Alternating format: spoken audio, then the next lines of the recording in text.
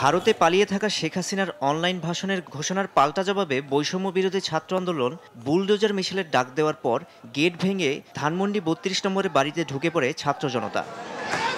বুধবার রাত ৮টার দিকে বিভিন্ন স্লোগান দিয়ে বিক্ষুব্ধরা বাড়িটির ভেতরে ঢুকে পড়েন।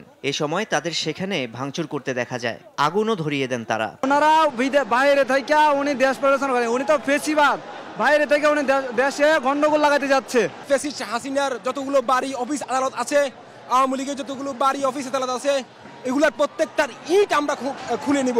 এ সময় আইন শৃঙ্খলা রক্ষাকারী বাহিনীর সদস্যদের ৩২ নম্বরে ঢোকার মুখে মিরপুর রোডে অবস্থান করতে দেখা যায়। রাত ৯টা ২০ মিনিটের দিকে ধানমন্ডি ৩২ নম্বরে উপস্থিত হন সেনাবাহিনীর সদস্যরা। এ সময় বাঁশি বাজিয়ে দল বেঁধে সেনাবাহিনীর সদস্য এগিয়ে এলে পেছন থেকে ভুয়া ভুয়া স্লোগান দিয়ে সেনাবাহিনীর পিছু পিছু এগিয়ে যান আন্দোলনকারীরা। এর আগে সন্ধ্যা ৭টার পর বৈষম্য বিরোধী ছাত্র আন্দোলনের আহ্বায়ক হাসনাত আবদুল্লাহ এক ফেসবুক পোস্টে বলেন, আজ রাতে বাংলাদেশ ফ্যাসিবাদের তীর্থভূমি মুক্ত হবে। জুলাই গণ অভ্যুত্থানের স্বৈরতান্ত্রিক আওয়ামী লীগ সরকারের পতনের পর গত ৫ আগস্ট ধানমন্ডি ৩২ নম্বরের বাড়িতে হামলা, ভাঙচুর ও অগ্নিসংযোগ করেছিল বিক্ষুব্ধ জনতা।